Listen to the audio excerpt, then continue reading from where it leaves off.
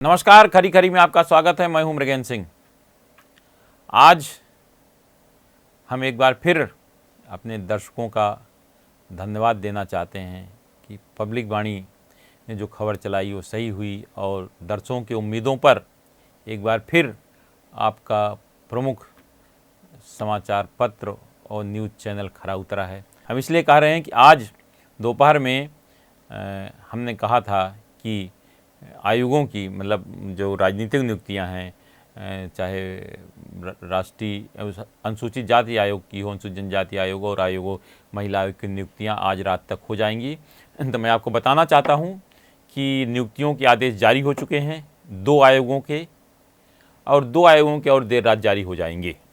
लेकिन हम ये बात का उल्लेख इसलिए कर रहे हैं कि हमारी जो विश्वसनीयता बनी हुई है, हम कभी गलत खबर नहीं चलाते और जो चलाते हैं वो सही होती है। इसी पर आज हम विस्तार से चर्चा करते हैं कि आखिर निगम मंडलों की नियुक्तियों में क्या पेच था और आखिर क्यों इतनी देर लग रही थी। इसी पर हम चर्चा करेंगे, लेकिन इस पे लिए अंत तक आप हमारे साथ बने रहिए। हमको बताते हैं कि आखिर निगम मंडलों को लेकर लगातार जो चर्चाएँ चल रही थी, इतना समय क्यों लगा। हम आपको देखिए, सरकार बनने के बाद हर व्यक्ति की उम्मीद होती है, हर व्यक्ति से मतलब हर भाजपा कार्यकर्ता की, जिसने जी जान लगाकर सरकार बनाई। सब कार्यकर्ता को नहीं मिलता, लेकिन जो वरिष्ठ होते हैं उम्मीद रहती है कि हमारी सरकार बनेगी, हमें भी कुछ सरकार में भागीदारी मिल जाएगी तो अच्छा रहेगा। और हर बार होता है कि किसी न किसी को निगम मंडलों में नियुक्तियां दी जाती है। अब जो निगम मंडल बन जाते हैं, एक और लगा दिया है कि उनको शायद टिकट नहीं देते, लेकिन कुछ लोग तैयार होते हैं बनने के लिए, कुछ नहीं होते। लेकिन अब जो मध्य प्रदेश सरकार में लंबे अरसे से चल रहा था कि आज नियुक्तियां होंगी, कल नियुक्तियां होंगी, लेकिन अब धीरे धीरे मुझे लगता है कि नियुक्तियों का दरवाज़ा खुल गया है। जबकि अन्य राज्यों में बात करें, छत्तीसगढ़ राज्य इस मामले में बहुत आगे है। वहाँ सभी निगम मंडल जितनी नियुक्तियां हैं सब एक दिन में हो गई थी, एक साथ पूरी हो गई।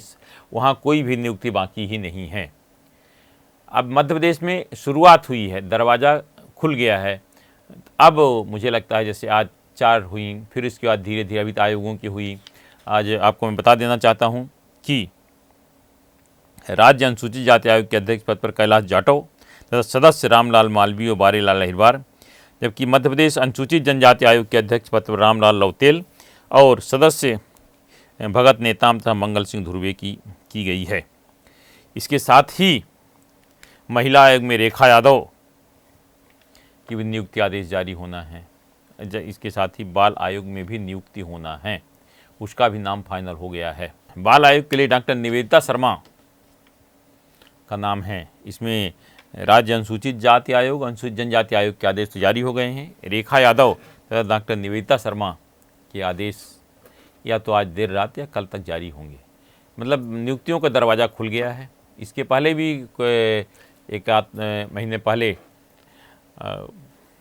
जयभान सिंह पवैया की नियुक्ति हुई थी, और इसके बहुत पहले शुरू में पिछड़ा वर्ग आयोग के अध्यक्ष पद पर बहुत वरिष्ठ नेता भाजपा के और पूर्व सांसद और पूर्व मंत्री रामकृष्ण कुसमरिया की नियुक्ति हुई थी।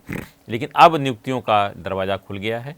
अब देखिए धीरे धीरे और आगे नियुक्तियां होंगी और कार्यकर्ताओं को मुझे लगता है धीरे धीरे खुशियां मिलना शुरू हो गई हैं। अब किसको बनाएं, कौन बनेगा, या तो आने वाला समय ही बताएगा। लेकिन ये अच्छी बात है कि कम से कम सरकार का कार्यकाल का आधा समय पूरा होने के बाद सरकार ने नियुक्तियों के दरवाजे खोल दिए।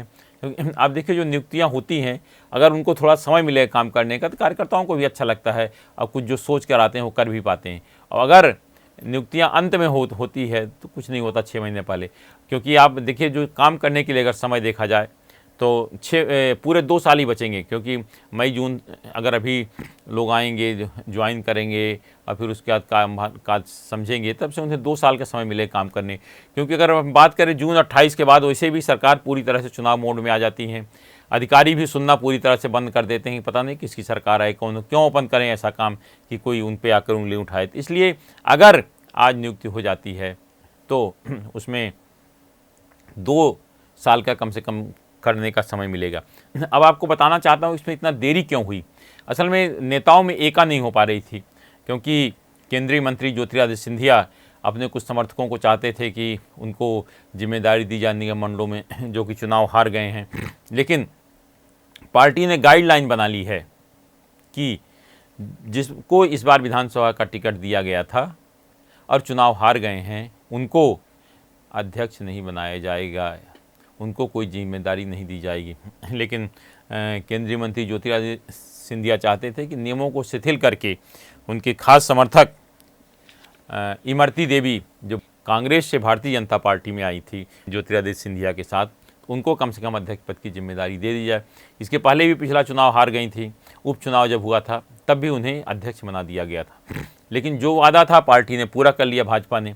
अब हर बार तो उनको अध्यक्ष नहीं बनाया जा सकता, इसी कारण रुकी रही और सिंधिया जी का नाम और दिए थे। पार्टी चूँकि गाइडलाइन में नहीं फिट रहे थे, इसलिए पार्टी ने उनको अनुमति उस नाम पर हरी झंडी नहीं दी। अब अगर उनको दी जाती हरी झंडी तो बहुत सारे नाम सामने आ जाते, तैयार हुए थे, विवाद की स्थिति बनी। इसलिए लगातार मामला टलता रहा। इस बीच मुख्यमंत्री, विशेषकर मैं कहूँगा प्रदेश भाजपा अध्यक्ष हेमंत खंडेलवाल ने सिंधिया जी से कई दौर की बातचीत की। पार्टी के और वरिष्ठ नेताओं, चाहे शिव प्रकाश जी से बात कहें या जामवाल जी से, सबसे उनने बात की, समन्वय बनाया कि हमें विवाद नहीं करना है, समन्वय से काम करना है। इसी कारण थोड़ा समय लगा, लेकिन अब समन्वय के साथ ही लिस्ट निकलना शुरू हो गई और आप देखिएगा इस बार जो लिस्ट आएगी शायद ही कहीं विवाद की स्थिति बनी। लेकिन अच्छी बात है कि भाजपा ने अपने कार्यकर्ताओं को जो कहा गया था कि उनको जिम्मेदारी देना शुरू हो गया है और जल्द ही और लोगों को जिम्मेदारी दी जाएगी। अब ये तो निगम मंडलों की बात हुई, कुछ और जैसे उसमें नगर निगम में जो एल्डरमैन बनते हैं उनकी भी नियुक्तियां होनी है। वो नियुक्तियां फाइनल हो गई हैं।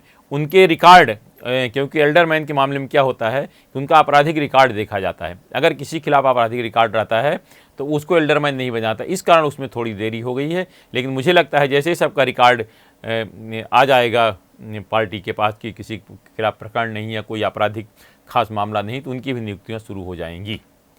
और जो अन्य निगम मंडल की बात करें, चाहे विकास प्राधिकरणों के, मुझे लगता है जल्दी इन पर सब पर नियुक्तियाँ हो जाएगी। और आप ऐसी खबरें जानने के लिए हमारे चैनल पब्लिक वाणी से लगातार जुड़े रहिए। आपके पास भी अगर कोई खबर है तो हमें ज़रूर बताएं, क्योंकि हमारा नाम है पब्लिक वाणी।